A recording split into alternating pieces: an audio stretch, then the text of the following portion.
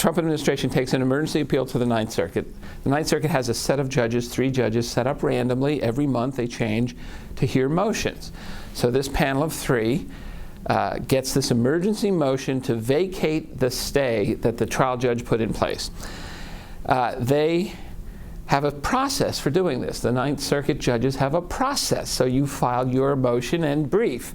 That happened on Saturday. The stay was entered in the trial court on Friday. Saturday, the government files its brief with its motion. And the government says, while you think about our brief, would you give us a stay? And they immediately said, no, we're not going to do that. The other side hasn't even had a chance to respond. So they immediately denied what's called an administrative stay. Actually, highly unusual to even ask for it. I was really surprised and totally expected that they would say no.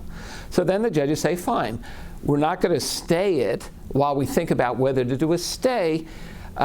State of Washington, you have a day to file a response. That was yesterday at, 1 in the morning.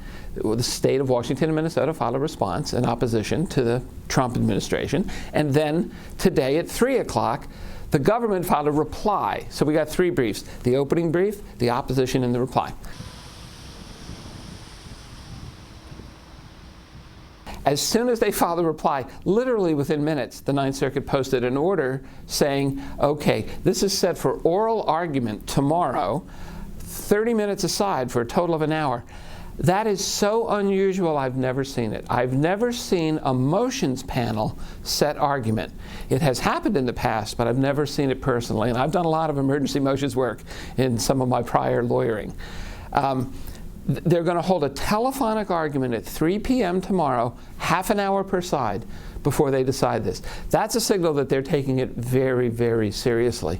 They're not going to just deny it off the cuff. They're not going to grant it off the cuff. They're going to set this up. I think it's because they understand this is going up to the Supreme Court. No matter what they decide, one party is going to take it up to Justice Kennedy, who then will refer it to the entire court.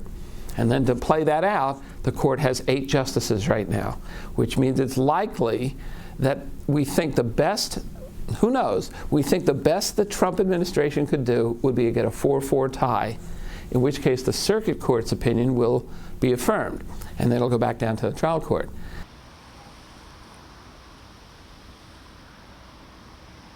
All this panel can do is say, well, we think there's a likelihood one side might win on the merits, and since we can't say for sure, let's see who's harmed. And if one side is harmed more than the other, we'll either leave the stay in place or we'll vacate it. And the state of Washington says we have thousands of people being harmed. And frankly, the Trump administration says the only harm here is that courts are interfering with this order. That's a wild argument. That is outrageously fundamental to the constitutional system, to get a little theoretical, right? Judicial review is a part of the checks and balances of the Constitution.